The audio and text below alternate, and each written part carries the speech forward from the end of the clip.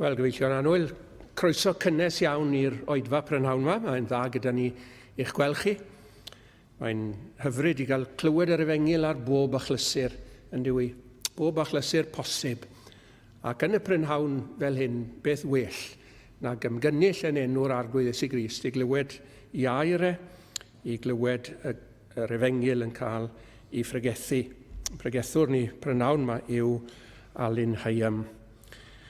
Mae yna de hefyd ar ôl yr oedfa, ac fe fydd yna groeso i chi ymuno i gael te. Ac wedyn fe fydd yna gasgliad nawr, ac byddwn ni'n canu yn ystod y casgliad emyn 486. 486. O Iesu mawr, rhod anian byr i eiddil gwan mewn anial dir, i'w nerthu drwy'r holl rwystrau sy ar ddyrus daeth i'r ganan fri. 486.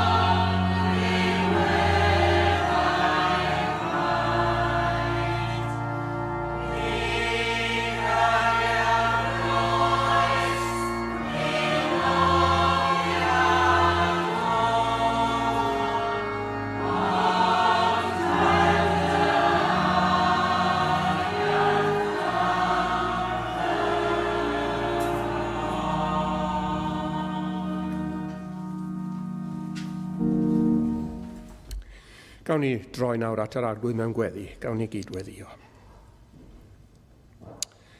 Ein Duw a'n tad i ni yn dod gan blygu gerdyfrond i unwaith eto prynhawn yma.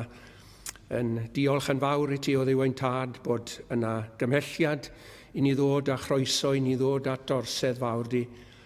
Ac i ni yn ceisio daddoli di o Dduw ein tad a cheisio gwneud hynny mewn ysbryd ac mewn gwirionedd fel yr wyt ti yn ei ddymuno ac fel yr wyt ti'n heiddi. Ac i ni'n gofyn i ti am gymorth dy lan ysbryd yn yr oedfa ac am ymdeimlad eto wrth bresenoldeb. I ni'n diolch i ti dy fod ti yn addo fod gydath bobl pan bod nhw'n ymgynnull yn dy enw di, ond o am dy deimlo di, o am ymwybyddiaeth yn ein heneidiau wrth bresenoldeb yn ein plith. Tyrd ysbryd glân i'n cynorthwyo ni. Ym mhob peth awn nawn ni, wrth i ni geisio codi'n lleisiau mewn moliant, wrth i ni glywed air di yn cael ei ddarllen, wrth ein bod ni'n anerch gorsedd gras ac yn y pregethu, i ni'n gofyn i ti arglwydd i fod ym mhob peth i gyfaneddu ymoliant Israel, ac i ni'n gofyn hyn yn enw ac yn heiddiant Iesu Grist ac clod I ddenw mawr. Amen. Wel, ni'n mynd I ganu nawr gyda'n gilydd un 340. 340. Arglwydd gad I'm dawel orffwys dan gysgodau'r palmwydd clyd, lle'r eistedd pererinion ar ei ffordd i'r nefol fyd, lle'r adroddant y ffyddlondeb iddynt yn yr anial cras, nes anghofio'i cyfyngderau wrth foliannu nerth dy ras. 340.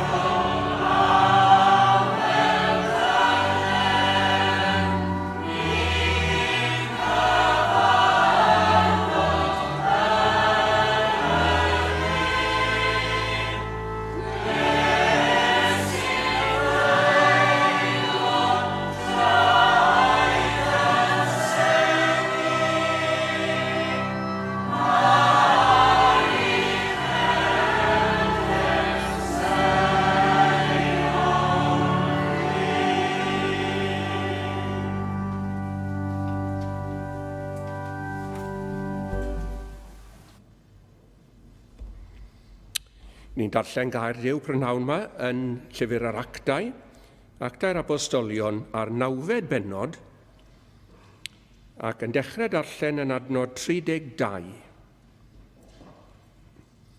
Nawfed benod o'r actau ac adnod 32. Clywch a'r Duw. A bu a Phedr yn tramwy trwy'r holl wledydd, iddo ddyfod i weired at y saint hefyd y rhai oedd yn trigo yn Lyda. Ac efe a gafodd yno ryw ddyn a'i enw Enas, ers 8 mlynedd yn gorwedd ar wely, hwn oedd glaf o'r parlus. A Phedr ddywedodd wrtho, Enas, y mae Iesu Grist yn dy iachau di, cyfod a chyweiriad y wely, ac efe a gyfododd yn ebrwydd. A phawb ar oedd yn preswylio yn Lyda a Saron a'i gwelsant ef, ac a ymchwelasant at yr arglwydd.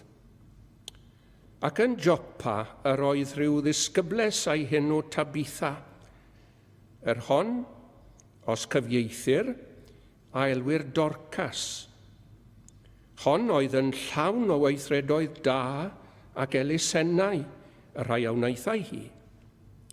A digwyddodd yn y dyddiau hynny iddi fod yn glaf a marw. Ac wedi iddynt ei golchi, hwyau dod asant i mewn llofft. Ac oherwydd bod Lyda'n agos i Joppa, y disgyblion a glywsant fod Pedr yno. Ac anfon asant ddau ŵr ato ef gan ddeisif nad oedau ddyfod hyd atynt hwy. A Phedr a gyfododd ac aeth gyda hwynt. Ac wedi ei ddyfod, hwyau dygasant ef i fyny'r llofft, a'r holl wragedd gweddwon a safasant yn ei ymyl ef yn wylo, ac yn dangos y peisiau a'r gwisgoedd a wnaethau Dorcas tra'r ydoedd hi gyda hwynt. Eithir Pedr wedi ei bwrw hwy i gyd allan, a dod i ei luniau ar lawr, a weddiodd, a chan droi at y corff, a ddywedodd, Tabitha, cyfod, a hi agorodd ei llygaid, a phan welodd hi Pedr, hi agododd yn ei heistedd. Ac fe arroddodd ei law iddi, ac ei cyfododd hi fyny, ac wedi galw y saint a'r gwragedd gweddwon, efau gosododd hi ger bron yn fyw. A hysbys fi trwy holl Joppa, a llawer a gredasant yn yr arglwydd. A bu iddo aros yn Joppa lawer o ddyddiau, gydag un Simon Barker. A byddai di Dduw fendithio a'i air sanctaidd yn lles ni yn adeiladaeth ni prynawn yma. Amen. Gawn ni ganu te unwaith eto ymwneud 92, cyn llunio'r byd, cyn lledu'r nefoedd wen, cyn gosod hael na lloer na ser uwch ben, fe drefnwyd ffordd yng nghyngor 3 yn 1, i achub gwael golledig euog ddyn. Mae'r utgorn mawr yn seinio nawr i ni o llyngdod llawn trwy'r iawn ar galfari, mawl ym mhob iaith trwy'r ddeiar faith a fydd, am angau'r groes a'r gwaed, a'n rhoes yn rhydd. 92.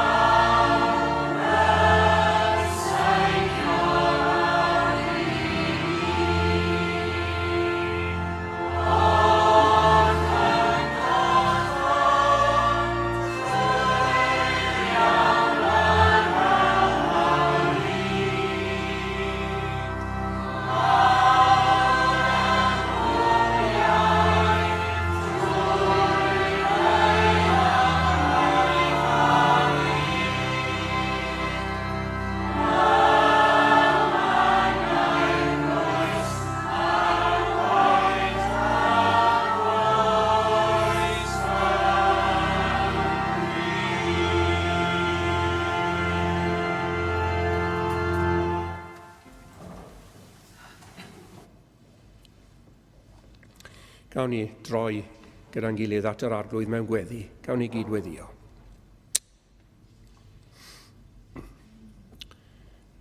Duw a'n tad, a thad ein harglwydd Iesu Grist. Ni'n dod gerdyfrondi prynhawn yma eto yn ymwybodol o'r fraint fawr aruthrol sydd o fewn yn gafel ni. Bod ni'n cael dod at orsedd y gras. Ni'n diolch i ti mai gorsedd gras yn ni'n dod ati. Arglwydd fydde ddim modd i ni ddod ata ti o gwbl heblaw mai gorsedd gras yr wyt ti'n eistedd arni. Ni'n diolch i ti arglwydd bod ti wedi gweld yn dda i estyn teirnialen dy ras i rheini sydd yn dod yn enw Iesu Grist. Rheini sydd wedi i golchi trwy'r gwaed.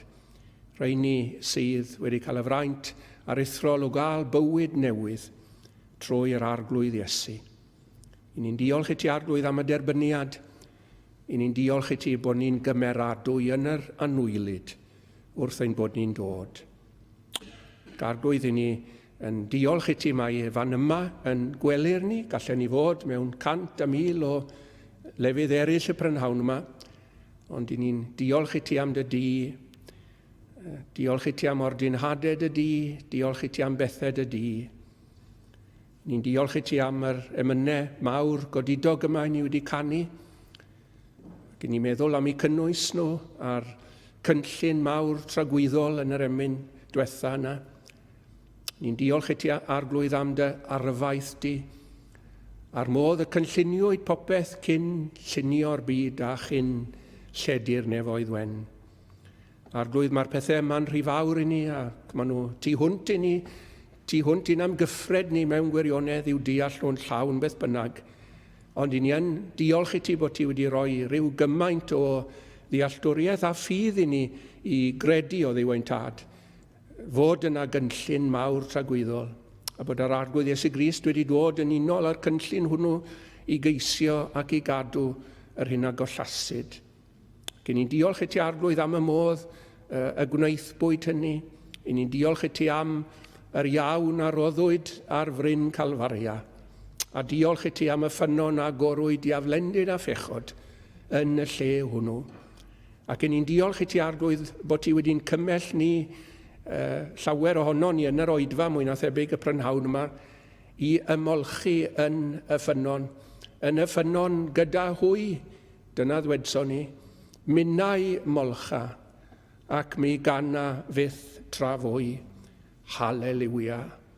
Derbyn ddiolch ein calon ni prynhawn yma eto am y gwaed sydd yn golchi ni'n wynach na'r eira.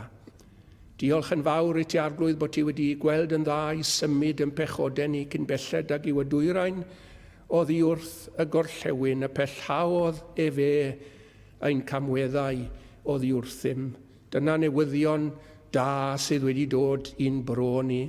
Hwy heiddent gael ei dwyn ar go yn sicr fod Iesu wedi cario'r dydd, caiff carcharorion fynd yn rhydd.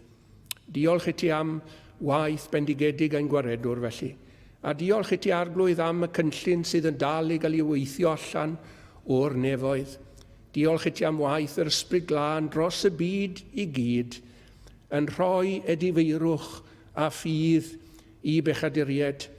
A rheini'n dod i bwyso ar yr arglwydd Iesu. Ni'n diolch i ti am y newyddion da ni'n clywed o sawl cyfandir dros y byd i gyd arglwydd am lwyddiant dy deyrnas di.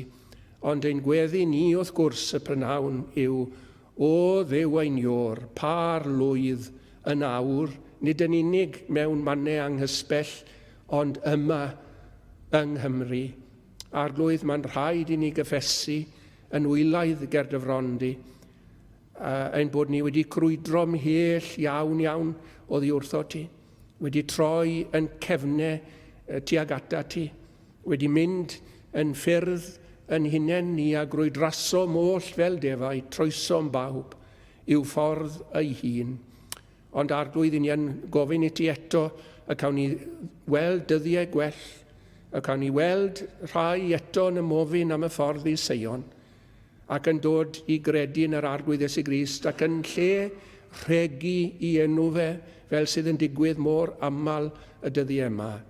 Y bydd enw yr arglwydd Iesu Grist yn cael ei gymryd eto mewn mawl ac mewn diolchgarwch. I ni yn gofyn I ti'n bendithio ni prynhawn a phregethu'r Efengil y newyddion da yn y cwrdd yma prynhawn yma. Diolch I ti am y benod a ddarllenwyd ac I ni'n credu arglwydd mai yr un wyt ti, yr un a gyfododd Dorcas, Tabitha o feirw, yr un wyt ti. Ac arglwydd fe wyddon ni yn cyflwr naturiol yn bod ni'n feirwon mewn camweddau a phechodau ac felly I ni yn gofyn I ti amlygu dy hun. Ti yw'r atgyfodiad ar bywyd. Ac I ni'n gofyn I ti arglwydd eto I wneud y briod waith ac I wneud y gwaith hwnnw os gwelid I'n dda yn ein plith ni yma. Y bydd yna bobl yn cael bywyd trwy edrych ar aberth y groes, yn codi golygon I weld Iesu Grist ar ben Calfaria. O fe wnaed cod dy olwg, gwel yn amlwg ben y bryn, lle byr Iesu'r cyfaill, ffyddlon dan yr hoelion, dir cyn hyn. Talodd yno swm dy ddyled a gwerth fawr waed ei galon frew, roi'n diaiog yno'n marw, a minnau'r eog yn cael byw. Bydded I ni weld y wyrth yn digwydd o'r newydd yw ein crin. I bendithia Alun arglwydd wrth iddo dreithi ysgwelid I'n dda, wneud I gyfrannu'r ysbryd glân iddo ynte ag I ninne, yn einian clistiau ni hefyd a'n calonnau arglwydd, fel yn bod ni'n gwrando ac y bydd na fydd mawr yn dod i'n heneidiau, adeiladaeth i'n heneidiau ni os gwelid I'n dda. Cyflwyno'n yn hunain I ti gan ddiolch arglwydd am bopeth sydd wedi bod eisoes yn y gynhadledd. Ti wedi bod yn dirion ac yn raslon wrthon ni arglwydd ac wedi anrhydeddu'r lle hwn ath presenoldeb a gofynwn eto arglwydd am y rhodd fawr hon yn ein plith. Golygan ni'n gymeradwy nawr arglwydd a madden pechodau ni am yn bod ni'n gofyn y cyfan yn enw ac yn heiddiant Iesu Grist ein gwaredwr. Amen.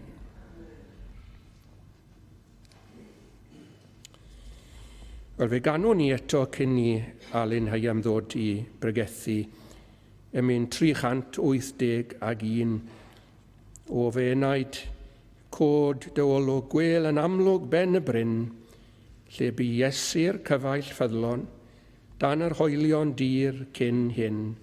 Talodd yno swm dy ddyled a gwerthfawr waed ei galon frew, roi'n diaiog yno'n marw, a minnau'r eog yn cael byw. 380 cyntaf.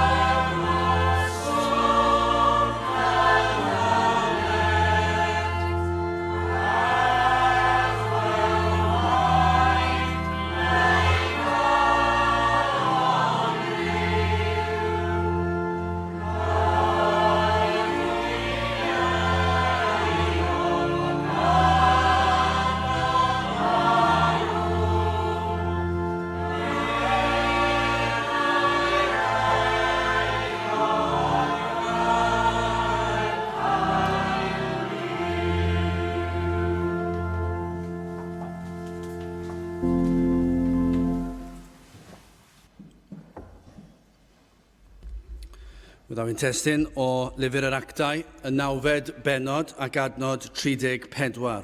Actau 9, adnod 34. A Phedr a ddywedodd wrtho, Aeneas, y mae Iesu Grist yn dy iachau di, cyfod a chyweiriad o weli, ac efe a gyfododd yn ebrwydd. Nawr, mae'r darn yma o'r ysgrythyr, y benod yn un, wel, mae'r holl actau yn lyfr rhyfeddol yn diwe. Os ydych chi'n darllen yr actau, os ydych chi eisiau cael rhywbeth cyffroes, os ydych chi eisiau cael rhywbeth fydd yn eich cyflyru chi ac i feddwl, wel, dyna chi rhyfeddol, darllenwch lyfr yr actau. Mae yna lot o lyfrau sydd ddim gwerth i ddarllen yn y byd yma, rhyw anturiaethau ac yn y blaen. Wel, os ydych chi eisiau antur, y gwir antur, os ydych chi eisiau gwir rhyfeddol, darllenwch lyfr yr actau. Pob penod yma yna rhywbeth anhygol o gyffroes yn cael ei ddatgan yno. Ond yma, yn y benod yma, mae yna lot o bethau rhyfeddol i ni wedi darllen rhai ohonyn nhw yn barod. Ond yr rhan dwi eisiau edrych arno yw'r 4 adnod sydd yn disgrifio rhyw ddigwyddiad mewn ffordd byr iawn. Dim ond 4 adnod sydd yno. Ac eto, adroddiad o ddigwyddiadau anferthol ac sydd yn gwbl arwyddocaol, mor arwyddocaol. Dim ond 4 adnod. Allwch chi ddarllen yr holl lyfr yr actau ac allwch chi ddarllen llawer o ddigwyddiadau ac i ni'n cofio llawer ohonyn nhw. Ond yma, mae yna rhyw 4 adnod, byr iawn, yn disgrifio rhywbeth gwbl rhyfeddol. Digwyddiadau a newidodd bywydau llawer iawn o bobl. I ddweud y gwir, ardal gyfan. Ond hefyd, i ni'n gweld digwyddiad a newidiodd bywyd unigolyn. Ac i ni'n rhyfeddu wrth edrych ar hyn. Pan i chi'n gweld yr ysgrythyr, i ni'n gweld sut y mae'r arglwydd yn delio ag unigolion, ond hefyd i ni'n gweld sut y mae'n delio â thorfaoedd enfawr hefyd. Ond yna mae'n dod lawr, ond yw torf yn dod lawr i'r unigolyn. Faint bynnag i ni yma heddi, i ni dal yn eistedd yno ar eich pen eich hunan. Lle bynnag i chi nawr, i chi ar eich pen eich hun. Ac felly mi rydych chi'n unigolyn, ac mi rydych chi'n unigolyn sydd yn mynd i fod yn atebol am eich bywyd a'ch gweithredoedd chi'ch hunan. Ond mae'n hyfryd i feddwl hefyd sut y mae unigolion yn gallu creu torf, ac sut y mae'r arglwydd hefyd yn gallu bendithio torf. Wel, i ni yma heddi ac yn sicr, fedrwn ni ddweud fel yr haen yn yr actau, i ni mewn angen dirfawr. Dwi'n yn credu fydd y neb yn dadle a hyn, o ran y ddinas i ni yn ddi yma yng Nghaerdydd, ond nid yw yn ddigon teg i ddweud bod na ddifaterwch llwyr am y gwir. Nid o'r reidrwydd, dyn nhw'n sylweddoli bod na ddifaterwch am air Duw. Does dim diddordeb gyda nhw am y gwirionedd. Does neb eisiau darganfod y gwir. Does neb, dwi ddim yn gwybod am lawer sydd wir yn malio rhyw lawer am beth yw'r gwirionedd. Efallai petai rhywun yn torri mewn i'w cartre nhw, neu'n eu taro nhw, neu'n ymladd, neu brifo rhywun o'i teulu nhw. Bydden nhw'n dweud i ni eisiau dod i'r waelod y mater ac i ni eisiau'r gwir. Falle ar lefel felly, achos bod nhw wedi cael eu brifo rhyw ffordd neu gilydd. Ond o ran y gwirionedd am fywyd ac am dragwyddoldeb, does dim llawer a rhyw lawer o ddiddordeb yn hynny. Ac yn sicr am yr ysbrydol, y gwir ysbrydol hynny, yw nid y term ysbrydol heddi sydd yn cael ei fathu a i ddisgrifio rhyw brofiadau rhyfedd, ond y gwir ysbrydol a'r tragwyddol. Does dim diddordeb, ond nid yw pobl yn byw i bywydau fel pe na bydde na ddiw.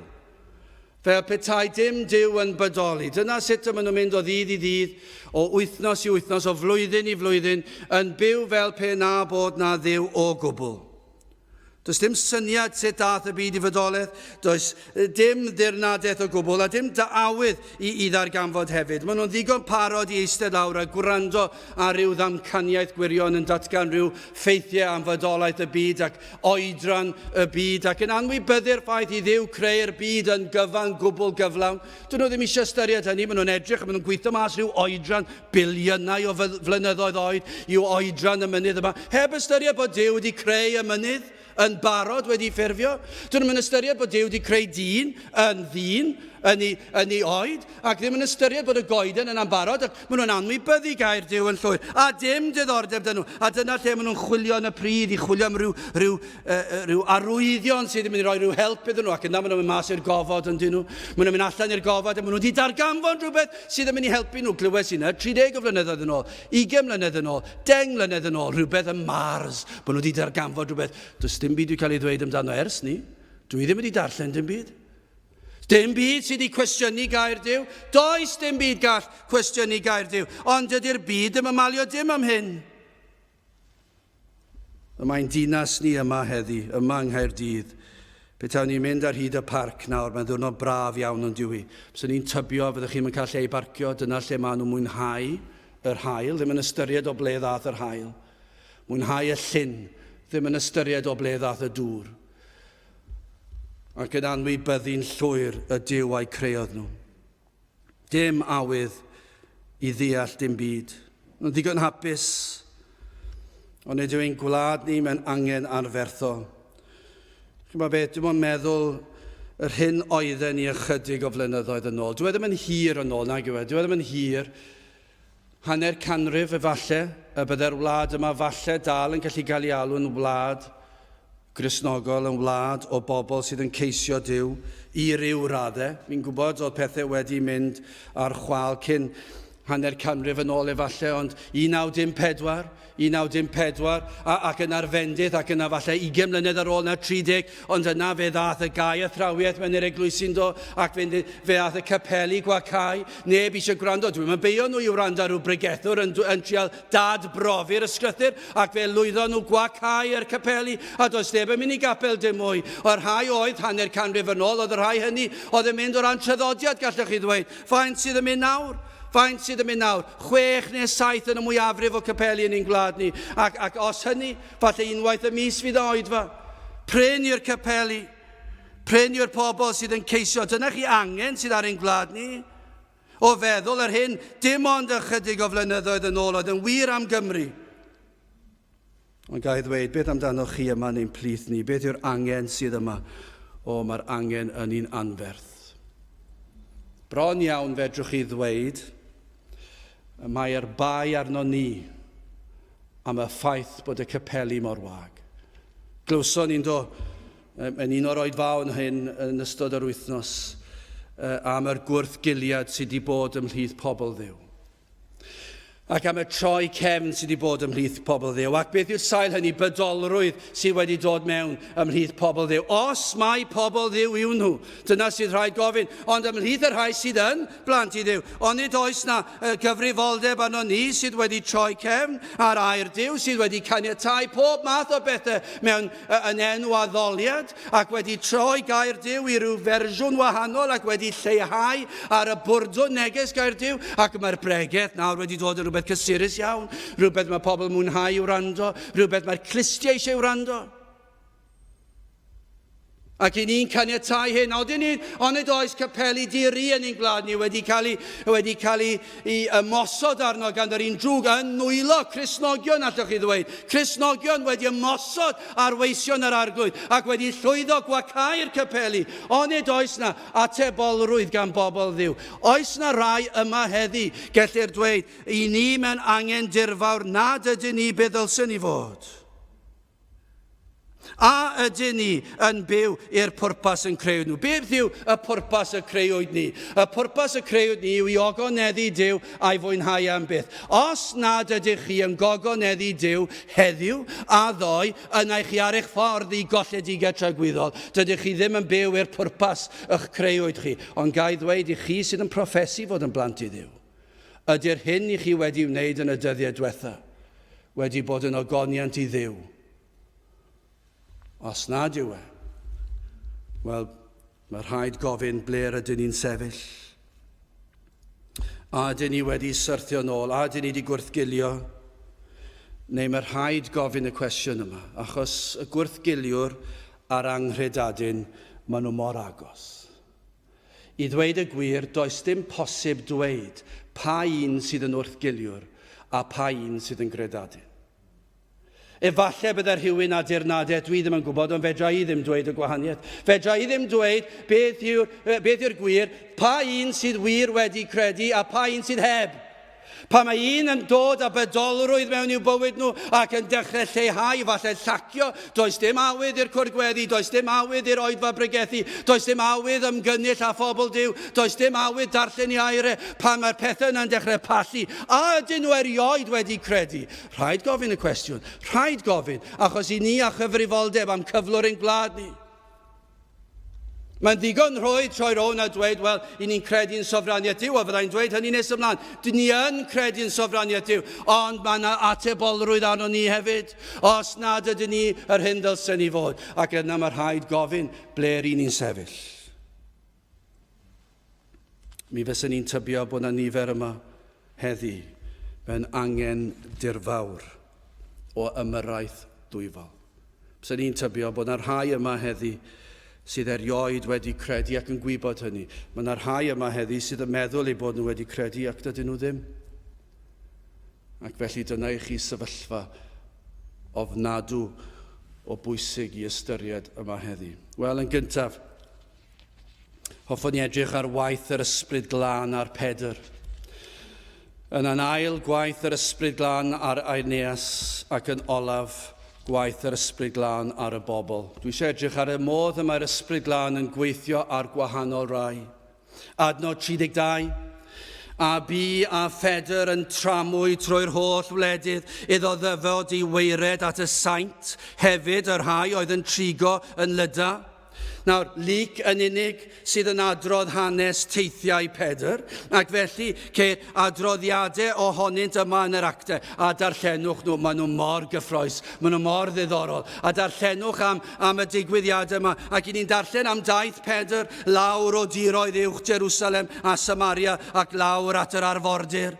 A'i fwriad oedd ymweld ag eglwysi a sefydlwyd eisoes ac i galanogi pobl Dduw yn y gwaith. Ond nid yna be ni newydd cael yr wythnos yma.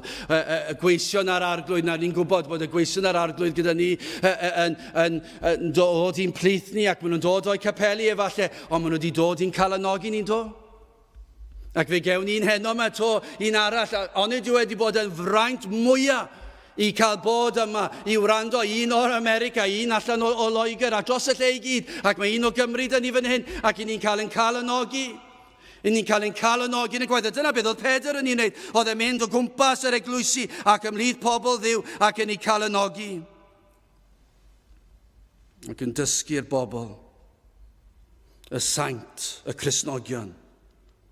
Ac fe deithiodd trwy amryw ardal yn ymweld â'r saint, ac yna mae'n cyrraedd Lyda, sydd ychydig o filltiroedd i'r de ddwyrain o Joppa. Ac yn sicr, yr oedd Pedr yn un a oedd yn rhodio nawr yn agos i'w waredwr. Falle doedd e ddim gynt, ni'n gwybod am ei hanes e, ac am ei fethiant e, ond nawr, mae'n rhodio'n agos at yr arglwydd, at ei waredwr, ac nawr mi fyddai'n dilyn. Fi'n gwybod oedd wedi dweud byddai'n dilyn ei farwolaeth, ond nawr mi fydd e. Ac allech chi ddweud, mae'n dilyn arweiniad yr arglwydd i ba le bynnag yr anfonwyd e. Mae'n dilyn arweiniad yr ysbryd glân i'r lle y mae e fod. Mae mor bwysig ystyried y presennol heddi, rhagluniaethau Duw yn ein harwain ni yma yn diwe. Ond nid yw e'n bwysig ystyried hyn, ac i ni meddwl yn Pedr yno, yn y man ar lle, yn Lyda fyna, yr oedd e yno, yn y man yr oedd e fod. Ac yna, sy'ch chi eisiau ystyried yr ddamcaniaeth yma, sy'ch chi eisiau ddisgrifio fe felly am arweiniad yr ysbryd glân, yr oedd yn y man ar lle oedd e fod, edrychwch ymlaen i benod 10, dyna chi benod gwbl gyffroes. Yn y modd y mae'r ysbryd glân yn arwain. Adnod 5 o'r 10fed benod. Ac yn awr, anfon wir i Joppa, a ger am Seimon, yr hwn a gyfenwyr Pedr. Ac fe roddodd yr arglwydd orchymyn i anfon am Pedr. I ni gweld y modd y mae Duw yn trefnu'r cyfan yno yn yr uchelfannau yn yr nefoedd. Ac mae'n trefnu bod Pedr yn derbyn neges i ddod i Joppa.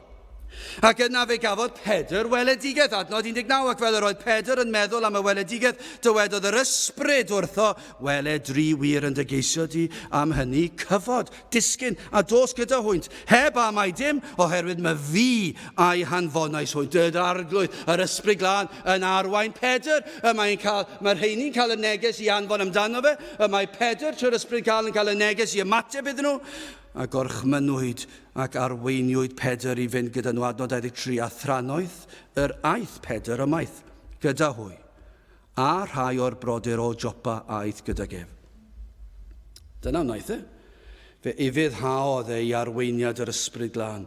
Ond nid dyna sydd yma yn y bennod yma. Arweiniwyd e o un eglwys i'r llall ac ar ei deithiau amrywiol, ac i ni'n gweld rhagluniaethau Duw sydd yn bwnc mor rhyfeddol, mor hyfryd i'w astudio. Ond nid dylsyn ni falle am eiliad bach ystyried beth yw rhagluniaethau Duw. Beth yw ei bwrpas e? Ond i ddylen ni neud mwy o hyn. Ond i ddylen ni eistedd lawr efallai ac ystyried, dychmygwch, dyna'r sialens i chi. I fynd gatre heno ac eistedd lawr a meddwl am ryw wythnos yn eich bywyd chi. Ac ystyried yr wythnos honno yng nghyd-destun rhagluniaethau Duw. Bod Duw wedi trefnu'r cyfan. Pob peth. Pob peth. Pob un digwyddiad yn ein bywyd ni, a gweld ôl llaw Duw yn arwain ac yn goruwch lywodraethu'r digwyddiadau hyn. I ni mor aml yn gallu mynd lawr a cwyno am y digwyddiadau hyn, ond yna dylsyn ni falle camu nôl a dweud, wel, gadewch i ni edrych ar ffordd mae Duw yn arwain llwybrau pawb. Pam nes i gyfarfod â'r person honno ar y pryd hynny? Pam nes i siarad? Pam nes i weld yr rhaglen yna? Dwi'n cofio fel bachgen bach yn gwylio'r rhaglen a falle yn newyddion ac yn clywed am rhyw long oedd wedi suddo a 600 wedi boddi ac yn dychryn yr enaid yn llwyr ac yn gorfod mynd ar lan loft a poeni am y peth. Beth os bys ni wedi bod ar y llong? Ond nid yw hwnna'n ragluniaeth. Fy mod i wedi gweld y rhaglen ar yr union pryd. Nid digwyddiad, cyd-digwyddiad yw e. Ydych chi'n gallu edrych nôl ar eich bywyd chi ac yn edrych i weld, dwi'n gallu gweld pam digwyddodd hynny, pam digwyddodd y peth erchyll hynny, pam digwyddodd y peth da, pam nes i cwrdd â nhw, pam nes i siarad fan hyn, pam nes i wrando ar y bregaeth yna, pam nes i ddarllen y llyfr. Ond allech chi ateb y cwestiwn yna nawr i chi, oherwydd Duw a'i ragluniaethau. Mae'r byd yn galw'r rhain yn rhywbeth o ffawd, dwi'n yn siŵr beth yw ffawd, look, rhyw digwydd bod, dwi'n mynd deall sut bod hwnna'n bosib. Peth mor hirt a ffawd. Pwy sy'n tu ôl i ffawd? Pan i chi meddwl am drefniadau Duw a'i ragluniaethau, i chi meddwl am berson sydd yn trefnu cynllunydd, un sydd wedi trefnu'r cyfan. Ei fod wedi trefnu bod chi yn y man ar lle. Ond y mae'r Cristion yn gallu gweld yn ddiamheuol o llaw Duw yn y pethau da a'r pethau drwg. Ond yma ni'n gweld arweiniwyd Pedr i Lyda, ac yr oedd yn gynllun Duw yn ddiamheuol, iddo fod yno ar yr adeg hon, yn y man a'r lle, yn yr union amser. Chwa beth wrthi Pedr? Falle mynd i gysgu yn y nos ac falle'n gweddio o Dduw a wneud i arwen fi i'r man iawn. A wneud i arwen fy llwybrau i'r man cywir. Efalle'r bore wedyn ni'n meddwl beth sydd yn mynd i ddigwydd yn yr ardal hon, yn y ddinas hon, yn y dref hon, ac yn gweddio am arweiniad, yn gweddio na fydde fe yn anifuddhau i arweiniad yr ysbryd glân. Ac yna, mi fydde fe falle wrth agosau at Lyda. Efallai bydde Pedr yn meddwl ac yn ystyried beth yw pwrpas Duw fan hyn, beth yw ei gynlluniau. A bydde fe wedi bod yn gweddio ac yn paratoi ac yn gofyn am ddoethineb am yr hyn yr oedd i'w wneud pan yn cyrraedd yna. Ac yn gweddio y bydde fe'n sensitif i arweiniad yr ysbryd glân. Ond ydy hwnna'n rhywbeth bod y gwas yr arglwydd yn goffa fod yn sensitif i'r hyn o'r arweiniad yr ysbryd glân, yn gwybod beth y mae e fod i'w wneud, bydde'n siarad ar rhai a baratowyd gan yr ysbryd y bydde fe'n arwain ac yn ifydd i'r arweiniad. Ac y byddai yn dweud yr hyn yr oedd yr arglwydd am iddo ddweud. Peidiwch yn meddwl fod y pethau hyn dim ond yn digwydd fel yna. Dydy'r pregethwr ddim yn pregethu pregeth fel yna. Y mae'n gofyn i'r arglwydd i arwain e. yn ei baratoadau yn yr adnod, y mae'n gofyn ac yn ni'n gweddio am yr un peth wrth ni'n gwrdd â phobl yn ein bywydau pob dydd y bydd yr arglwydd yn ein harwen ni. Ond nid yna beth oedd Pedr yn neud ac yn gweddio y bydde fe'n arwen. Nid oedd am ddwyn unrhyw clod iddo hi. Ni'n gwybod hynna. Os edrychwch chi yn Actau 3 penod adnod 12. A phan welodd Pedr fe atebodd i'r bobl, ha wir Israeliaid, beth awnewch chi yn rhyfeddu am hyn? Neu beth awnewch chi yn dal sylw arnom ni fel pe trwy ein nerth ein hun neu ein dywioldeb a gwnaethom i hwn rodio? Dyw Pedr ddim eisiau clod iddo fe hun. Dyw e ddim eisiau neb i feddwl bod yr pethau yma'n digwydd oherwydd ei nerth ei hun. Mae e nawr yn dymuno am glod i waredwyr, a dyna beth mae'n dymuno, ac mae e'n dymuno nawr yma yn Lyda y bydd yn gwneud yr hyn yr oedd e fod. Nid oedd am ddweud mwy nag yr oedd fod i'w ddweud. Nid oedd am fod yn euog o ddweud a gwneud dim byd chwaith. Doedd e ddim eisiau mynd gatra a meddwl, wel, na eistedd lawr a wneud dim byd fan hyn. Na i gymryd amser bant fan hyn. Dwi wedi blino ar ôl y daith a gael cwpl o wythnosau bant. Doedd e ddim yn dweud hynny. Yr oedd e am gwneud yr hyn, yr oedd yr arglwydd am iddo i wneud. Yr oedd gogoniant ei waredwr yn gymhelliad iddo fe. Dyna yr oedd yr am i wneud. Yr oedd am gogoneddu'r arglwydd Iesu Grist. Felly pan ddaeth. A phan welodd yr un yma yn y fath gyflwr trienus, mi fydde fe wedi ystyried a gweddio tipyn. O Dduw, dangos y mi yr hyn yr wyt ti am i mi ei wneud. Chwa beth, nid cyfarfod iachau oedd hon. Nid un wedi ei drefnu gan drigolion Lyda a ryw hysbyseb fawr ar hyd a lle'r dref, yn dweud, os dewch chi'r cyfarfod erbyn 7, yna fe gewch chi eich iachau o'ch afiechyd. Doedd e ddim byd o'r fath nag oedd. Does dim byd yn yr ysgrythyr felly nag oes. Does dim rhyw hysbysebion diri yn dweud, dewch fan hyn ac fe gewch chi eich iachau ac fi popeth yn iawn ac fydd eich problemau drosodd a fe welwch chi pobl sydd yn ofnadw o sal yn cael ei gwella ac am 7 o gloch fydd e'n dechrau ac erbyn 9 fyddwch chi'n gwbl iach. Dwi'n byd o'r fath. Chi ddim yn darllen dim byd yng Nghaerdyw am hynny. Nid iachad chwaith ar glic bysedd ydoedd e. Doedd e ddim yn rhywbeth yr oedd e wedi mynd yna ac yn di penderfynu, wel, fe gei di dy iachau. Na, dim byd o'r fath. Doedd e ddim chwaith yn rhyw iachad a Pedr yn gweddio ac yn gorchymyn yr iachad ac yna roedd yn croesi bysedd ac yn gobeithio y bydde'r dyn yma'n cael ei iachau, dim byd o'r fath. Nid gobeithio a gweddio yn y gobeith bydde'r rhywbeth yn digwydd. Does dim byd tebyg fan hyn yn yr disgrifiad yma, yn yr actau. Beth i ni yn gweld yw'r sicrwydd, arweiniad yr ysbryd glân, yr arglwydd yn arwain ac yn trefnu. O, mae yna wahaniaeth mawr rhwng y digwyddiad yma a'r hyn a welir mor aml heddi. O, na fydden ni yn rhodio yn agosach at yr arglwydd ac y bydden ni yn fwy sensitif i'w arweiniad e. O, na fydden ni yn fwy genfigenus o'i ogoniant e. Fel cynulleidfa, o na fyddem yn fwy ymwybodol o ragluniaethau a phwrpasau Duw yma. Ydych chi wedi ystyried rhagluniaeth Duw i'r oedfa hon, heb sôn am bore yma ac heno gweddill yr wythnos? A ai dyma'r cyfarfod y bydd yr arglwydd yn gweithio yn rymus yn ein plydd o'n sicr i chi. Yn sicr mae wedi bod yn gweithio yn rymus yn diwe.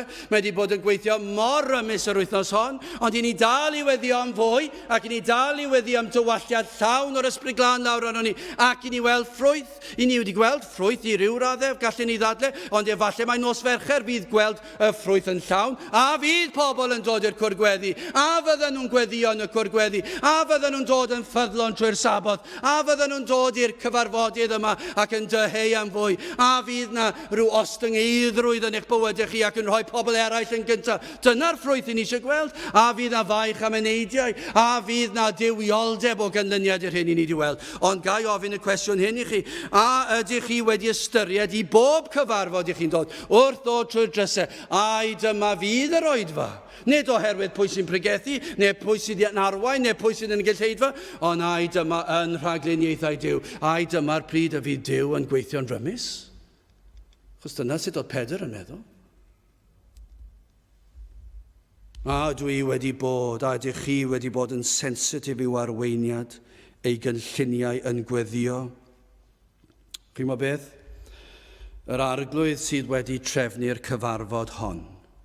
Ac mae pryd cyn llunio'r byd, cyn lledu'r nefoedd wen.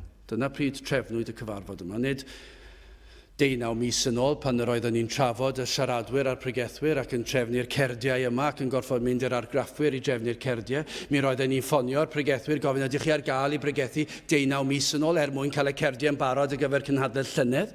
Mae cynhadledd flwyddyn nesaf yma gyda ni, dyma fe fan hyn. Mae'r siaradwyr blwyddyn nesaf wedi cytuno i ddod blwyddyn nesaf. Ond chi'n gwybod pryd trefnwyd hwn? Tua 6 mis yn ôl.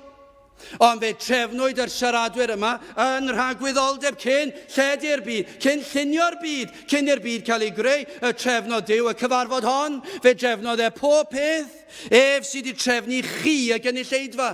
Ond nid yw'n anryfeddol mae etiwnt i ni allu, dwi ddim yn gallu deall y peth, ond fe na Duw yn rhagwyddoldeb. Chi'n gwybod beth ni'n gallu meddwl, na fydde mwy yma, a dyna'n dymuniad ni, ni'n dymuno petai'r holl gapel yn llawn. Ond yn rhagluniaethau Duw, dydyn ni'n deall hyn, does dim capel llawn yma. Ond mi rydych chi yma achos yn rhagwyddoldeb fe drefnod Duw y byddech chi yma. Oeddech chi'n gwybod yr rhai fydd yn gwrando ar y we, does dim llawer, chydig bach yw nhw, ond o'r rhai sydd yn gwrando ar y we, yma nhw wedi cael eu trefnu yn rhagwyddoldeb. Yr rhai sydd ar hap a damwain, sydd wedi baglu dros y wefan, allech chi ddweud, neu'r syrffio'r we, os yw'n bynnag yw'r term, ac yma nhw wedi mynd, a maen nhw wedi ffeindio rhyw oedfa. A chi'n gwybod beth? Rheini sydd wedi digwydd darganfod y wefan a'r bregeth yma, nid damwain a hap oedd fe trefnwyd yn rhagwyddoldeb cyn llunio'r byd, yn rhagluniaethau Duw, ei bod nhw yn rhan o'r gynulleidfa. Mae tu hwnt i'n deall ni. Fedrwn ni ddim esbonio sydd wedi trefnu'r adnod yma. Mae chydig wythnosau nôl pan nes i ddarllen yr adnod am y tro cyntaf o ran y paratoad, ac yna'n dechrau paratoi. Wel, falle chydig wythnosau nôl, ond yn rhagluniaethau Duw, fe sydd wedi trefnu pryd nes i dechrau darllen llyfr yr actau. Am bynnag tro dwi wedi wneud Fe trefnod yr eiliad hynny, y byddwn ni'n darllen ac y bydde fe'r adnod yn neidio allan. Nid fi sydd wedi trefnu hyn, yn rhagwyddoldeb fe trefnwyd y bydde'r adnod yma yn cael ei ffregethu. Pam? Achos yn lluniau Duw, efallai fod yn rhan o'r cynllun y byddech chi yn dod i gredu. Efallai. Ond nid yw hyn llawer mwy cyffroes nag unrhyw beth mae'r byd yn ei gynnig. Meddyliwch chi am yr rhaglenni teledu, ffilmiau antur. Maen nhw'n cadw chi ar ochr eich set, llawn cyffro. Dwi ddim byd tebyg i'r cyffro sydd fan hyn. Cyffro rhagluniaeth, cyffro dod i bob oedfa, trwy'r drysau, yn meddwl, dyma'r adeg y bydd Duw yn cyfarfod ar rhai. Dyma pryd y bydd yn tywall i ysbryd, a fydd yn gweithio ar unigolyn. Neu a fydd yn gweithio ar lawer, dwi'n yn gwybod. Ond nid yw yna'n rhan o'r rhagluniaethau Duw. Chwbod chi sydd yma heddiw, Duw trefnodd pob un ohonoch i fod yma. Gydwch ni symud ymlaen, beth am waith yr ysbryd glân ar Eneas. Chi'n bod yn yr un modd yr ysbryd glân yn arwain Pedr. Yma i ni'n gweld yr ysbryd glân ar waith ar Eneas hefyd. Bu'r ysbryd ar waith yn paratoi Eneas yn yr un ffordd yr oedd wedi paratoi ac yn trefnu ac yn arwain Pedr o'r pwll, o'r uchelfannau lawr i'r arfordir, o gapel i gapel, o dref i dref, a'r holl pethau ath dod ar draws i fywyd ac holl brofiadau gafodd yr oedd yr ysbryd yn ei arwain i ddod ag yno i lyda ar y man cywir, ond hefyd mae'r ysbryd ar waith yn paratoi Eneas ar gyfer y digwyddiad, y cyfarfyddiad yma. Bu yn paratoi ei galon bod Eneas yn barod. Beth gallai Eneas fod wedi bod? Gallai wedi bod yn gorwedd ar ei wely yn llawn chwerwder. Ond i bydde fe, mor hwyr bydde fe wedi bod yn chwerw a bywyd, ac yn grac, ac yn codi ddwrn at Duw, ac yn dweud, dwi wedi gwastraffu 8 mlynedd o fy mywyd i yma ar y gwely, dwi ddim wedi symud, a gallai wedi bod yn chwerw. Ac wedi hen galedu.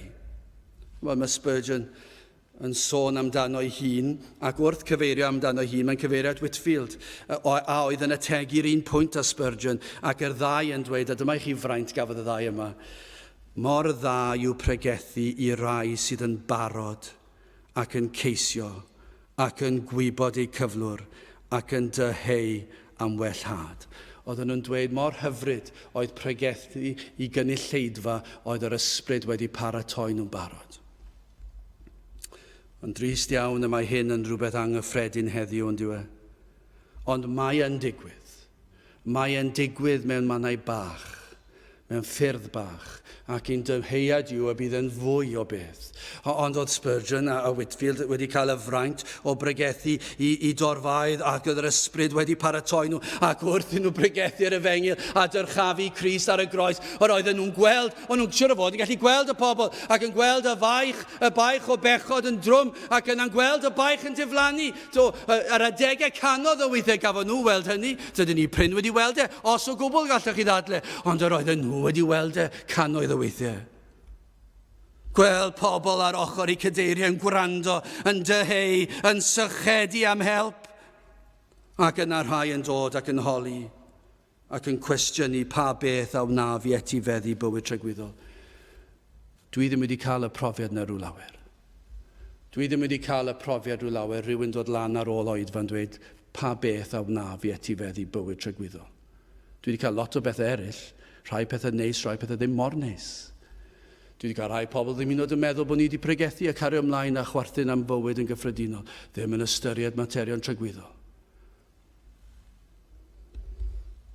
Ond yma, y gŵr yma, Aeneas, yr oedd e yn sicr yn gwybod ei gyflwr. Adnod 33. Ac efe a gafodd yno ryw ddyn a'i enw Aeneas ers 8 mlynedd yn gorwedd ar wely yr hwn oedd glaf o'r parlus. Dyna chi afiechyd ofnadwy. Siwr o fod oedd e wedi dioddef o rhywbeth fel stroc neu rhywbeth a achosodd iddo fod wedi barlysu. Ac mor ddifrifol oedd ei gyflwr, y gwely oedd ei unig safle ers 8 mlynedd, bydde ei deulu a'i gyfeillion ac ef ei hun erbyn nawr wedi hen anobeithio am wellhad. Falle ar ôl blwyddyn yn meddwl, wel, oes gwella. Falle ar ôl 2 flynedd, falle meddwl, wel, falle bod yna rai wedi gwella. Ar ôl 3, 4, dwi'n siŵr bod wedi hen digaloni. Dim gobeith. 5 mlynedd, 6, 7, 8 mlynedd yn gorwedd ar ei wely. Dim cyfleusterau, dim meddyginiaethau, dim llawdriniaethau fel sydd heddi, dim gobeith o wella, dim physiotherapy i helpu fe, i gryfhau. Dim byd, doedd dim byd i gael dydy hynny, ac yr oedd yn gorwedd ar ei wely. Yn amlwg yr oedd Aeneas yn gwybod am yr Iesu. Ar hyn a wnaeth, neu fe fydde wedi cwestiynu am bwy yr oedd Pedr yn sôn. Felly, chi'n gallu gweithio allan o'r adnod yr oedd hwn siŵr o fod wedi clywed am yr Iesu, ond falle ddim yn meddwl, ac yn enwedig nawr yn meddwl, does dim gobeith nawr i'r Iesu ddod i fe iachau. Mae hwnna'n amhosibl bellach, ac felly yn anobeithio'n llwyr. Ond pan glywodd e bod Pedr yno, efallai gafodd e lygedyn o oleuni ac o obeth yn llenwi galon wrth weld Pedr yn agosau. Gai ofyn y cwestiwn, a oes yna rai yma wedi dechrau gweld eu cyflwr? Rydych yn gweld nad oes modd gwella arnoch chi. Y broblem sydd gyda ni yw mae rhai ohonoch chi ddim hyd yn oed yn gweld eich cyflwr trienus. Dydych chi ddim yn gweld eich pechod, a dydych chi ddim yn gweld beth yw canlyniadau pechod, dydych chi ddim yn gweld y byddwch yn atebol am dragwyddoldeb, ac felly mae bywyd yn ddigon cysurus. Yn wag, ac falle byddwch chi'n cydnabod hynny o dro i dro, ond dydych chi ddim yn gweld peryg, dydych chi ddim yn gweld difrifoldeb y sefyllfa, ac felly chi'n cario ymlaen. Ond dwi am siarad ar rhai sydd wedi dechrau gweld. Nad oes modd gwella. A falle bod chi wedi bod yn trio ers blynyddoedd i wella eich hun. Chymod, dyna'r tristwch yma rhai, efallai wedi gweld eu cyflwr, ac yna wedi ceisio gwella eu cyflwr, a wedi trio bod yn grefyddol, ac efallai darllen mwy ar air Duw, ac wrth gwrs y mae hwnna'n beth da i'w wneud, ac wedi gweddio'n amlach, ac wedi trio gweddio mwyn plesio Duw, ac yn gobeithio fydda hwnna'n gwella'ch cyflwr chi, efallai chi wedi dod i fwy o gyfarfodydd. Ond does dal dim gwella. Chi dal yn ildio i bechod. Chi'n gwybod beth, chi wedi trio gwella, ond chi dal yn colli'ch tymer. Chi dal yn hunanol. Chi dal yn dyrchafu'ch hunan i fyny. Chi dal eisiau pobl i glywed am pethau chi wedi wneud. Does dal dim heddwch gyda chi, ac yn sicr chi does dim sicrwydd ganddo chi. Mae rhai yn treulio oes cyfan, mwy na 8 mlynedd, yn aberthu bywydau o gysur. Maes cenhadol yn ceisio, falle trio mynd i'r faes cenhadol, ac yn trio gwella'u bywyd nhw trwy treulio amser yno, ac yn rhoi, chi'n darllen am lawer sydd wedi rhoi i bywydau'n llwyr, sydd wedi rhoi ei bywydau i trio gwneud rhywbeth crefyddol i helpu pobl ac i trio gwella pobl ac i roi meddyginiaethau iddyn nhw. I ni'n clywed hynny nod yn y byd efengyloedd, ond ydyn ni. I ni'n clywed yn bobl sydd yn mynd i'r maes cenhadol am flwyddyn ac i ryw faes meddygfa, doctor neu rhywbeth, ac maen nhw'n bobl ifanc ac maen nhw'n meddwl dwi'n mynd i fynd allan ac yna mae'n rhaid fy mod i'n Gristion achos dwi wedi bod mas yn y maes cenhadol am flwyddyn ac yn rhoi moddion i bobl tlawd ac dwi wedi helpu nhw. Ac wrth gwrs mae'n beth da, ond dwi ddim yn achub dim. Neb, ac efallai maen nhw'n dod nôl, ac maen nhw'n meddwl, dwi ddim yn teimlo dim gwell. Dwi ddim wedi newid. O'n i'n meddwl bydde hwnna wedi helpu. O'n nhw wedi gwneud ei leddfu'r cydwybod eog, ond maen nhw dal yn teimlo y pechod yma'r gwacter. Ac o'r diwedd, yn gweld fel Eneas, does dim gwella. Chi'n gwybod beth, dyna'n gobeith ni heddiw bod yna rai yma, falle bod chi wedi treulio oes, falle wedi gweld eich cyflwr, ond wedi trio gwella'ch cyflwr, ac eich chi wedi sylweddoli fel Eneas, oedd e ddim yn gallu symud. Dydych chi ddim wedi gallu symud yn ysbrydol ymlaen o gwbl. Dydych chi ddim gwell nawr ac oeddech chi 10 mlynedd yn ôl. Chi'n yr un sefyllfa, i chi'n grefyddol yn efengyledd efallai, ond does dim fedrwch chi i'w wneud i wella'ch sefyllfa, ac i chi mewn rhyw bydew erchill, ac i chi wedi trio codi chi'n allan, a chi ddim yn gallu, a chi'n straffaglu gyrraedd y top trwy trio wella, trwy trio wneud pob math o bethau i berswadio chi ag eraill eich bod chi'n Gristion, ond dydych chi ddim yn gallu cael heddwch. Does dim heddwch ganddoch chi. Does dim fedrwch chi wneud, chymod pam, achos gwaith yr ysbryd glân yw e. I ni'n gweld bod hyn yn angenrheidiol. Rhaid gweld eich cyflwr. Rhaid hefyd gweld eich anallu i wella eich cyflwr. Glywson ni wythnos hondo am Jacob. Rhaid i chi weld mae'ch enw yw Jacob. Mae'ch enw yw Pechadur. Rhaid i chi weld fel glywson ni pnawn ddoe, mae chi yw'r pennaf o bechaduriaid. Rhaid i chi weld hynny. Rhaid i chi weld mae chi yw'r pennaf o'r holl bechaduriaid. Mae rhaid i chi feddwl, ac yn sicr allai ddweud hyn, oeddech chi does dim lle gan unrhyw un fan hyn i ddadlen wahanol, achos os ych chi wedi clywed gair Duw, peidiwch chi a troi o gwmpas a dweud rei ni mas fyna sydd byth di mynd i'r capel yw'r pechaduriaid pennaf, na nid nhw yw'r pechaduriaid pennaf, os unrhyw bechadur pennaf, y rhai sydd wedi clywed yr efengil a'i wrthod yw e. Neu rhai sydd yn smalio bod nhw'n Gristnogion.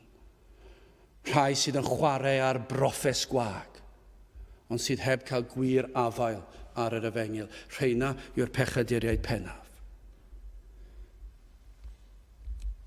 Nid oedd Eneas yn gallu codi ei hun o'i wely, ac felly chi yma heddi sydd methu gwneud dim sydd yn dwyn clod i Dduw, bod eich gorau chi wedi ei lygru gan eich balchder ac eich awydd am hunan glod. Ond chi'n beth, dyna chi eiliad, adnod 34. A Ffeder a ddywedodd wrtho Eneas, mae Iesu Grist yn dy iachaidu, cyfod a chyweiriad o wely ac fe a gyfododd yn ebrwyd. Dyna chi adnod rhyfeddol. Sylwch, ni ddywedodd y geiriau yma, mae Iesu Grist yn abl i dy iachau. Nath e ddim dweud hynny. Wrth gwrs bod hwnna'n wir, mae Iesu Grist yn abl i iachau, mae hwnna'n gywir. Ac roedd hanes yn profi hynny. Roedd iachawd yr Iesu amryw riau o bob math o afiechydon, ond gorchmynodd Pedr yr iachad. Mae Iesu Grist yn dy iachau. Dyna chi sicrwydd, dyna chi bandantrwydd, dyna chi eiriau pendant gorchymyn. Nid mae'n abl, ond mae Iesu Grist yn dy iachau di. A sylwch nid trwy ei enw Pedr fel pen yr eglwys o nac e ddim. Ond trwy enw mab Duw, yr arglwydd Iesu Grist, oedd yn iachau. Ni'n gweld hynny yn y bedwaredd benod gyda'r adnodau fwyaf enwog yr ysgrythur falle. gyda rhai mwyaf adnabyddus, adnod 10, bydded hysbys I chwi oll.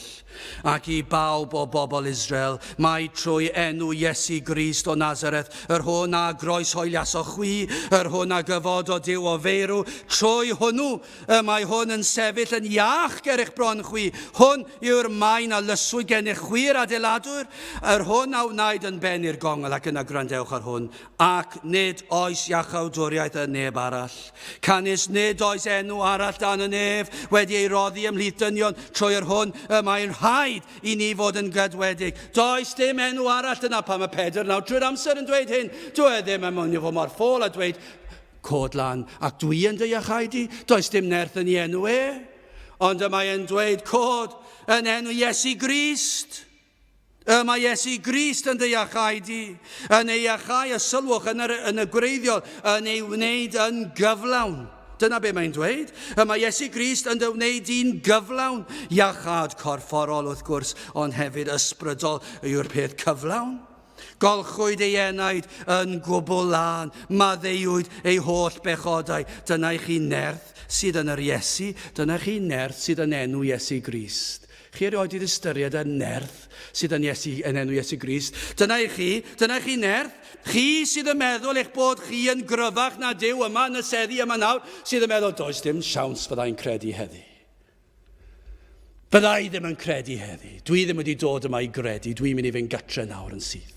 A dwi'n mynd I anghofio popeth am yr efengil. A dwi'n mynd I fynd allan, a dwi'n mynd I cael hwyl. A dwi'n mynd I fyw fy mywyd. Chi sydd yn meddwl hynny, mystyriwch hyn, mae mab Dyw, yr holl alluog, creawdwr y byd, mae e'n gallu ynganu'r gair, ac pan mae e'n dweud rhaid I fyddhau, mae Iesu Grist yn dy iachau di. Dyna I chi'r gorchymyn, dyna'r nerth sydd yn enw Iesu Grist. Pwy I chi meddwl I chi? I ddweud y newch chi credu pan I chi'n penderfynu, I chi mynd I gredu pan fi Dyw yn penderfynu.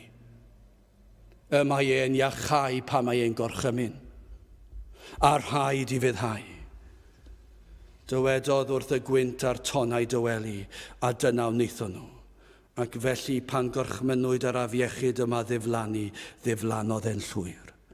Fe ddeliodd Iesu Grist a'n holl anghenion, corfforol ond ysbrydol.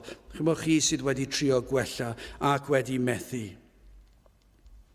Fe ddaeth Iesu Grist i'r byd yma ac fe gyflawnodd tra ar y ddaear pob peth angenrheidiol ar eich cyfer. Fe gyflawnodd ddeddf yn ein lle ni. Darllenwch y Testament Newydd. Mae'r Hen Testament yn proffwydo am hyn, ond yna darllenwch y Testament Newydd ac fe darllenwch chi fod yr Iesu wedi cyflawni'r ddeddf yn berffaith. Doedd dim un gwall, dim un pechod yn hlwm ag ef o gwbl. Efallai bod yna rai wedi trio cadw gorchmynion Dyw, ond wedi gweld methiant dro ar ôl tro, ond fe gyflawnodd Iesu Grist hyn oll yn eich lle.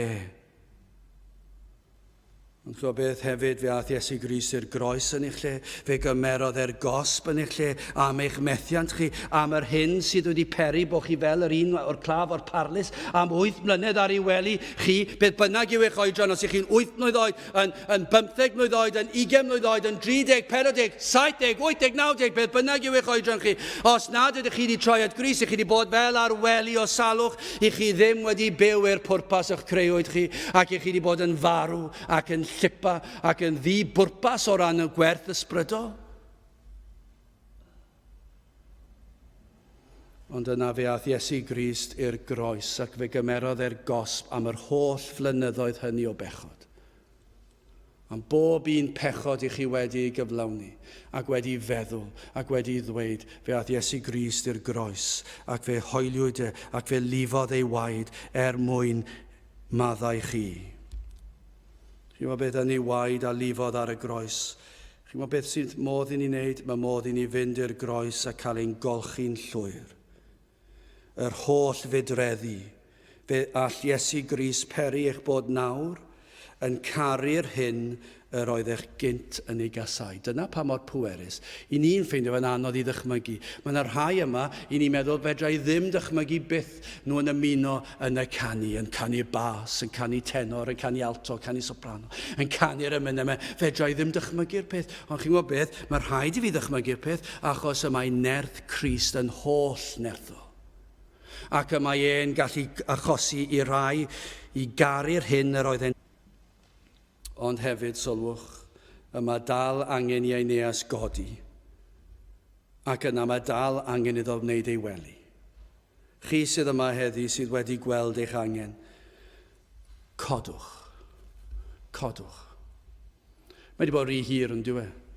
Mae rai o'n chi wedi clywed yr Efengyl gymaint o weithiau ac i chi wedi wrthod e gymaint o weithiau.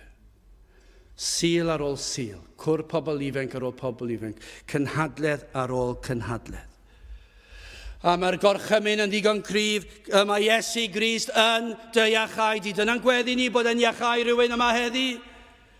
Ac ymatebwch, codwch o'ch gwely o farwedd, o bechod, edif ar hewch, trowch o'ch pechod, o'ch balchder, o'ch ymdrechion i wella ar eich pen i'ch hun. Os ych chi'n meddwl bod chi'n gryfyddol ac bod na'n ddigon da, edif ar hewch ohono fe a trowch at yr un sydd wedi gallu maddau'r cyfan, yr un sydd wedi byw y bywyd perffaith yn eich lle chi, yr un sydd wedi cymryd y gosb ar y groes yn eich lle chi. Dewch at bwy at yr Iesu, pwyswch arno ef ac arno ef yn unig. Dyna'r gwahoddiad fan hyn. Fe nath Eneas godi ar ei draed.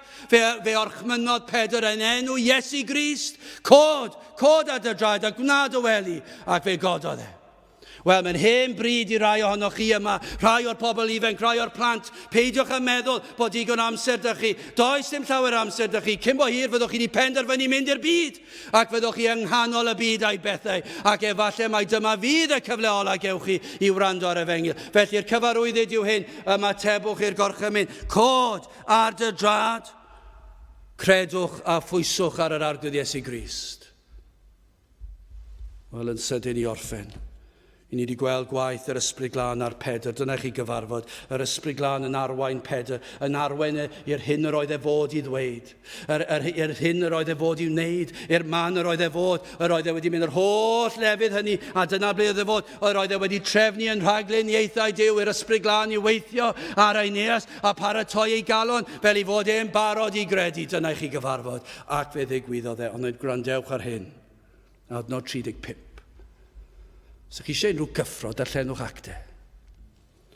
A phawb, sylwch, ar oedd yn preswylio yn Lyda a Saron, i ni wedi cael lle ychwanegol nawr, a Saron, a'i gwelsant ef ac a ymchwelasant at yr arglwydd. Dyma 4 adnod yw'r darn bach yma yn yr ysgrythur, ond dyna chi 4 adnod, yma na wyrth o iachau di digwydd. Ac yna i ni'n gweld fan hyn y fendydd, dyna bresenoldeb yr arglwydd oedd yna. A ydych yn credu gall ddyddiau fel hyn dod eto? Ydych chi'n credu, mae'n anodd credu yn diwe? Mae'n anodd credu pan ni'n anghofio, falle mewn 5 munud fyddwch chi wedi anghofio'r peth. Ond nawr, mae'n haws i credu, achos ni'n darllen gair Duw. Ond nes ymlaen, a fyddwn ni dal i gredu bod yr arglwydd yn gallu gweithio felly heddi. A ydych chi'n credu pan pregethir yr Efengyl ac am enw Iesu Grist y gallwn weld fath nerth yn traws newid bywydau eto? Ydych chi'n credu hynny? Oes na rai i chi'n credu yma sydd y tu hwnt i obaith? Wel na, dydyn ni ddim yn gwybod pwy yw'r heini. Mae yna rhai sydd wedi gwrthod gymaint ac efallai bod nhw wedi caledu celonnau gymaint. Nad oes gobeith, ond dyw hwnna ddim yn bater i ni. Mae'r ffaith eich bod chi'n wedi bodloni bod yma heddi, efallai'n arwydd o ragluniaethau a gras Duw, ei fod yn rhoi un cyfle arall i chi. Un cyfle arall. Dydyn ni ddim yn sicr, ddim yn dymuno gweld proffes. Dydyn ni'n sicr ddim eisiau gweld proffes. Ffydd cyfleus. Dydyn ni ddim eisiau hynny. Dwi'n eisiau neb. Dwi wedi cael ambell un. Dwi'n wedi cael llawer. Ond dwi wedi cael ambell un yn dweud bod nhw wedi dod i gredu yn ystod oedfa ac yna dydych chi'n mynd i gweld nhw wedyn ni. A dyna chi dor calon. Chi'n meddwl bod o proffes, oedi hwn yn iawn. Ac yna chi'n mynd i gweld nhw to. Ni'n eisiau hynny. Wel, well gen i ddim cael gwybod am unrhyw beth, a falle'n rhagwyddoldeb cael clywed am un sydd wedi dod i gredu. Un Aeneas, dyna beth o well sydd. Falle dyna yw'r un sefyllfa ni fan hyn. Falle ni'n byw mewn oes o bethau bach, ond falle yn rhagwyddoldeb gen ni clywed am un gafodd ei iachau. Ond yn sicr, dydyn ni ddim eisiau rhyw broffes bach cyfleus mwyn plesio teulu, ffrindiau, pwy bynnag yw. Dydyn ni ddim eisiau chi dim ond cael eich cyflyru am eiliad ac ddim gweld eich pechod. A ydych chi wedi gweld, mae chi yw'r pechadur pennaf, mae chi yw Jacob, mae chi yw'r pechadur sydd yn heiddi colledig a tragwyddol. Ac os ych chi wedi gweld hynny, eich bod chi wedi dod at Grist, dydyn ni'n credu fod hyn yn bosib yn y dyddiau am hyn. Nid proffes i ni moyn. Nid honiadau o brofiadau. Ond i ni amweld Duw ar waith. Yn ei amser ar ei alwad ef o dan ei arweiniad ef. Doedd dim amheuaeth mae gwaith gwirthiol a ddigwyddodd yn Lyda. Gellir dweud mae dyna pham gorchmynwyd iddo wneud ei weli. Pam oedd wedi cael ei ofyn iddo wneud ei weli? Wel, falle am y rheswm yma. Mwyn i'r bobl weld bod Aeneas yn gwneud yr hyn gynt nad oedd yn gallu ei wneud. Ond nid oes yna bwrpas i hynny. Yr oedd Pedr i dweud gwnaed y weli, achos y mae angen i'r bobl i weld mae gwaith iawn yw. Nid gwaith Efengyledd Cymru heddi, lle mae pobl dal i fynd i'r byd, a dal i ganu pethau gwirion, a dal i wneud pethau hirt, a dal i wisgo fel y byd, a dal i ddymuno'n pethau'r byd, a dal i meddwl am arian a swyddi a'r holl beth yna, a bydolrwydd y ffydd Efengyledd Cymru heddi. Na, nid proffes felly ni moyn. Be ni moyn yw proffes o sancteiddrwydd, iachad lwyr, iachad gyflawn, ei fod e'n rhywbeth sydd wedi dod ar rwy'n o dywyllwch i oleuni. Ni eisiau gweld bod yna wir waith o'r arglwydd yma, ac yna dyna pam, gwnaed o weli, cod lan, oedd hwnna'n wirth yn ei hun, ond gwnaed o weli, gwnaed o weli. I ni am i bobl weld bod nhw'n dod at Grist ac yn codi ac yn dangos yn eu bywydau y wirth a wneithbwyd ynddynt. Pan welir ffrwyth edi feirwch, o dyna i chi ddylanwad. Dych chi erioed wedi meddwl pan fydd na rai yma'n dod i gredu pa ddylanwad fydd yn ei gael? Pan cewn ni'r fraint o weld rhywun yn dangos ffrwyth edi feirwch. Pan welir gras lle gynt gwelwyd caledwch at atgasedd. Pan gwelir bywyd lle gynt gwelir marwolaeth, dychmygwch petai'r arglwydd ar waith yma heddi. Fel yr oedd yn amser Aeneas. A gweld gwirth iachawdwriaeth yn ein plith ni. Efallai un ohonoch chi yma, sydd wedi honni, wedi gwneud proffes, ond o'r diwedd yr ydych chi wedi deall. Ond nid yw'n bosib bod yna rai yn gallu bod yn ein plith ni ers 20-30 o flynyddoedd, wedi gwrando ar yr Efengyl ac wedi meddwl ei bod yn Cristnogion, ond doedd dim gras yno. Dychmygwch yr effaith y bydd eu proffes, gwir proffes nhw'n cael ar yr eglwys. Efallai bod un ohonoch chi sydd yn hysbys i bawb, yr ydych chi'n wrthwynebus llwyr i air Duw ac i'r Efengyl, ac nid ydych chi am fod yma nac am wrando, i chi ddim am ildio, yr ydych am barhau yn eich cyflwr triennus, ond yna efallai trwy ras Duw yn ei ragluniaethau fe yn ystod yr oedfa, mae'r ysbryd glân wedi bod ar waith ac yn agor eich llygaid eich enaid ac yn dangos eich pechod, ac yna iddo ddangos Iesu Grist ar y groes, ar hyn yr oedd yr un a fuodd fyw bywyd perffaith, ac yna iddo gymryd y gosb yn eich lle chi, ac eich bod chi wedi gweld chi wedi clywed y salwaith, ond chi wedi weld bod wedi wneud drosoch chi. Ac yna eich bod chi'n ildio iddo, a bod gwirth gras Duw yn digwydd yma. Gai jyst dweud hyn, dychmygwch yr effaith ar y capel heno. Dychmygwch yr oedfa nes ymlaen pan bydd Dafydd yn pregethu. Petai un wedi dod i gredu pnawn yma, dychmygwch y cyffro fydd yna ar gyfer heno yma, efallai daw 10, efallai daw 100, efallai daw'r torfaoedd i fewn i'r oedfa yn ystod y nos. Mae'r ysbryd glân i ni'n dymuno wedi bod ar waith, ac yn peri eich bod chi'n ildio, ac o'r fath y lanwad fydd ar eraill. Gallai'r arglwydd ddefnyddio hyn ar weddill y bobl yma, ond hefyd, chi'n beth fe allai ddefnyddio hyn yn eich teulu. Dychmygwch yr effaith petai un ohonoch chi'n dod i gredu heddi. Dychmygwch yr effaith ar eich teulu, ar eich brodyr, ar eich chwiorydd, ar eich rieni, ar eich plant, ar eich neini, ar eich teidiau, ar eich ewyrth, eich modryb, eich pwy bynnag yw'n ar eich teulu. Dychmygwch yr effaith fydd gweld rhywun yn dod o dywyllwch i oleuni.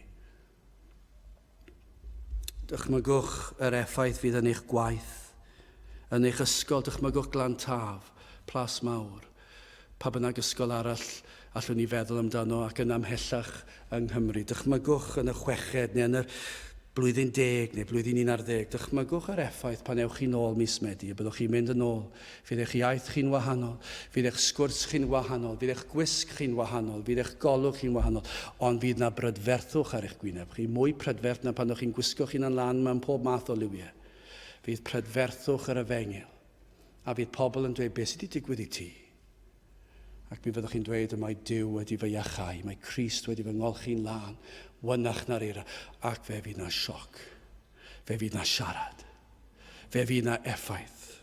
Dychmygwch eich coleg y brifysgol, dychmygwch eich gweithfeydd, dychmygwch y fath y lanwad, a phawb ar oedd yn preswylio yn Lyda Saron a'i gwelsant ef ac a ymchwelasant at yr arglwydd. Deithon nhw i gredu pob un ohonyn nhw. Dyna be mae'n dweud, wel, nifer fawr, y mwyafrif o bobl Lyda a Saron o ganlyniad i'r un wyrth yma, i'r un rhyfeddod yma, fe deithon nhw i gredu yn yr arglwydd Iesu Grist. Fe welon nhw i pechod. Dyna chi ddiwygiad i chi, dyna chi fendydd. A dyma un adnod sy'n ni'n cael sôn amdano fe, a mae yna ryfeddod mawr wedi digwydd yma. Bendith o'r bendithion mwyaf fuodd.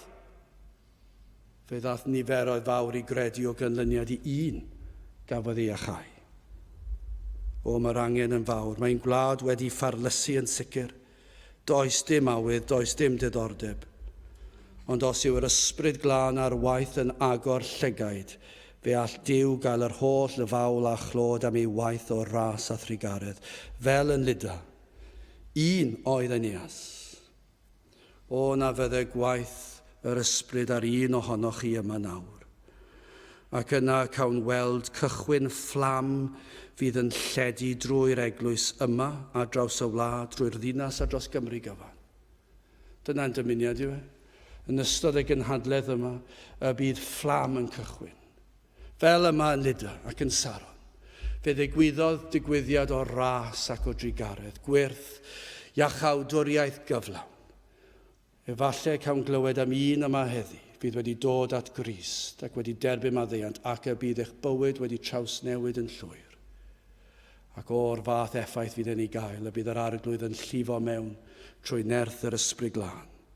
Ac y bydd yn dod â bendith, fydd yn dod â clod i'w enw, a Ffedr a ddywedod wrtho. Pan ni'n dweud Eneas, falle newidwch yr enw eich enw chi eich hunan.